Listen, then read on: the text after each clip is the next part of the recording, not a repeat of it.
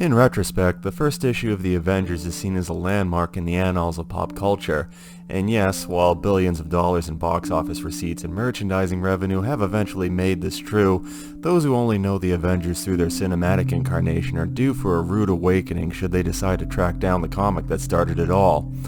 Of course, if one happens to be a bit more comic savvy, it will hardly come as a surprise to read Avengers #1 and discover that it was a product of its time.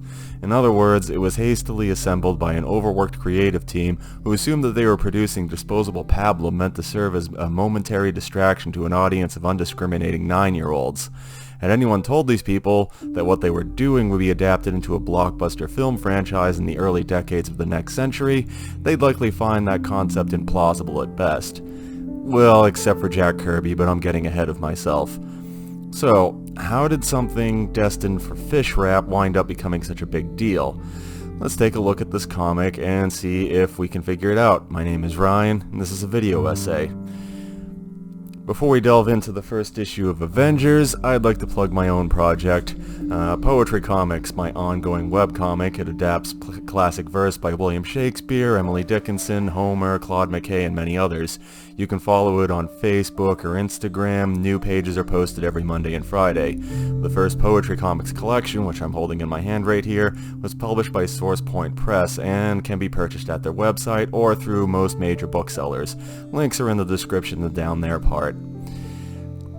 Now, Stan Lee liked to tell an anecdote about how the Fantastic Four, the title that spawned the Marvel Universe as it's currently known, came to be on account of a golf game between Marvel publisher Martin Goodman and his rival at National, or DC Comics as it's called today.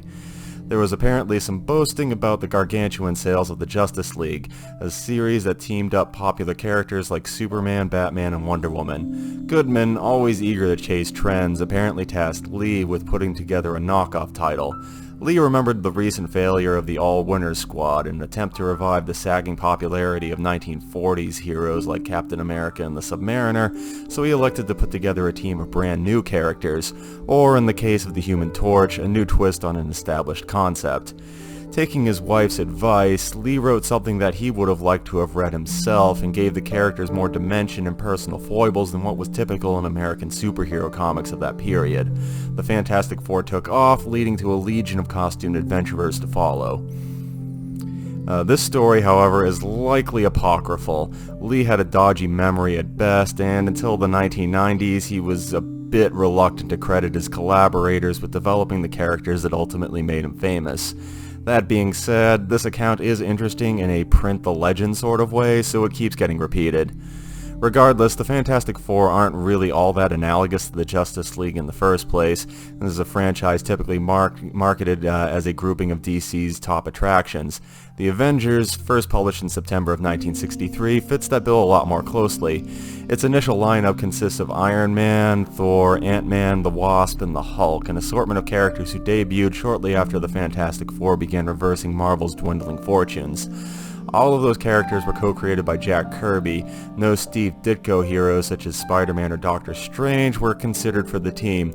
This may be because Ditko was overly protective of his characters, or perhaps because Kirby was often reluctant to draw characters he didn't co-create himself. Nobody knows for sure. It is known that The Avengers was published largely because the debut issue of Daredevil was running late and Marvel needed something to fill the vacancy.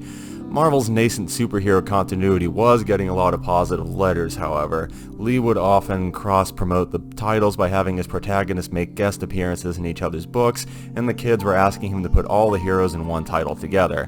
Couple that with the fact that Justice League was still selling well, and the Avengers seemed inevitable even if a deadline wasn't lurking.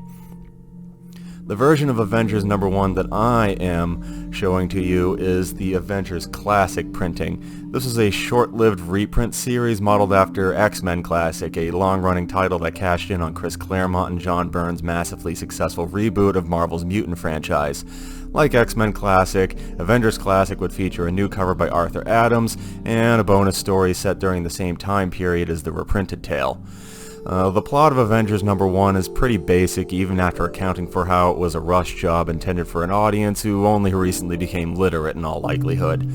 Loki, forbidden from directly attacking his brother Thor, instead uses illusions in an attempt to manipulate the Hulk into a fight with the Thunder God. Alas, Loki unwittingly ropes Iron Man, Ant-Man, and the Wasp into the fray as well. Once they figure out what's actually going on, our heroes thwart Loki and then decide to form a super team together. There's also a bit where the Hulk performs as a super strong circus clown whom crowds assume is a robot, which I think is a pretty fun way to pad the page count of this thing and make it feature length. Marvel would recycle this plot construct many times over the course of the next 50 years. Just about every hero in the Marvel Pantheon would first encounter every other hero in the Marvel Pantheon through a fight triggered through mistaken identity. Stan Lee was hardly the first comics editor who figured out that kids like to argue over which of two superheroes would in a fight, but he might have exploited this aspect of comics fandom better than any creator before or since. His successors, however, did give him a run for his money. For example, Marvel Team Up, a series which ran for 150 issues, had Spider-Man run through this formula with just about every Marvel character one can name. More prominently, Joss Whedon's 2012 Avengers movie worked off a more grandiose variation of this basic formula. As with the comic, the film had Loki's machinations bring a disparate group of costumed heroes together. They would squabble and test their abilities against each other in the middle bits, but the common thread would ultimately bring them together for an Act 3 showdown. Alas, the movie did not have a clown Hulk.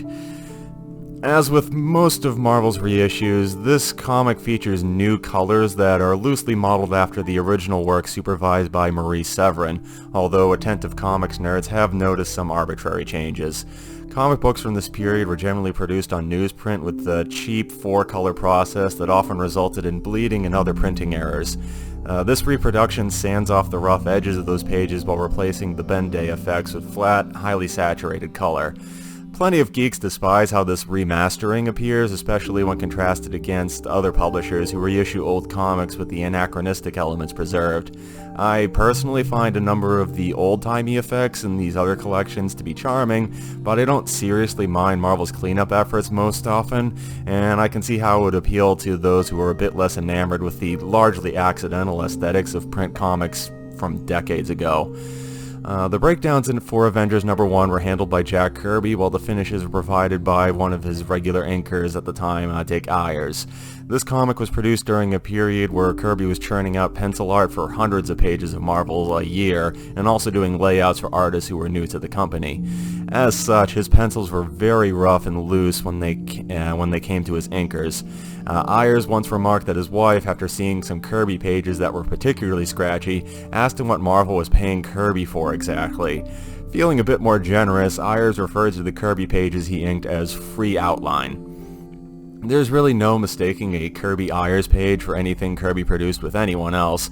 After some stylistic evolution, and a production schedule that required a mere 60 to 80 pages of penciled art a month, Kirby's pencils would tighten considerably, his panel size would grow, and the costuming would get more elaborate. Also, the impact of his characters would heighten even more so than before. There are, of course, lots of little visual flares that only Ayers would add to a Kirby layout. The feathering in a character's hair, the way the eyebrows melt into the eyes, and the little brush strokes on clothing are all characteristic of Ayers. Pretty much all of those touches are also emblematic of the comic's hurried schedule. Each one implies depth or texture with as little rendering as possible. You'll also note how minimalist the backgrounds in this comic tend to be. Of course, the lack of artistic intricacy was also influenced by the fact that the cut-rate printing process for American comics of the Silver Age meant that finer details were probably not going to be reproduced very well. The Avengers was successful enough to become yet another franchise in the growing Marvel superhero line, but the breadth of the Marvel Universe soon grew to be too much for the handful of creators who got it going. Kirby would leave as soon as the title was established, turning the reins over to Don Heck. Lee would hand scripting chores off to his protege Roy Thomas shortly afterwards. The lineup of the team itself would fluctuate wildly as well, with the Hulk angrily quitting the team with its second issue and a revived Captain America filling his slot shortly afterwards. Towards the end of Kirby's tenure, every founding member of the Avengers would be replaced by reformed villains like Quicksilver, the Scarlet Witch, and Hawkeye. As with many other super teams, the only constant was a revolving door. I'll reiterate that it can be difficult to look at the humble, goofy origins of the Avengers and see how it one day evolved into such a household name. I'm greatly enamored with Silver Age comics in general, and I'm often captivated by material produced by this creative team in particular, but I don't think I can say this is one of the best things done by anyone involved. Still, Jack Kirby's son Neil once remarked that his father claimed that the Avengers would be a pretty successful movie if someone had the means to ever make one. If nothing else, Kirby always looked ahead, and many of his predictions were surprisingly on the mark.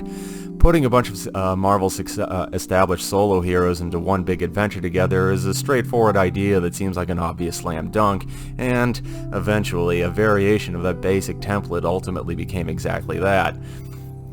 Thanks for watching this video. Please like and subscribe if you'd like to be notified of new videos. If you'd like to support my creative projects, please follow Poetry Comics on the platform of your choice and pick up a copy of the Poetry Comics graphic novel. I'm Ryan Valentine, and I will see you next time.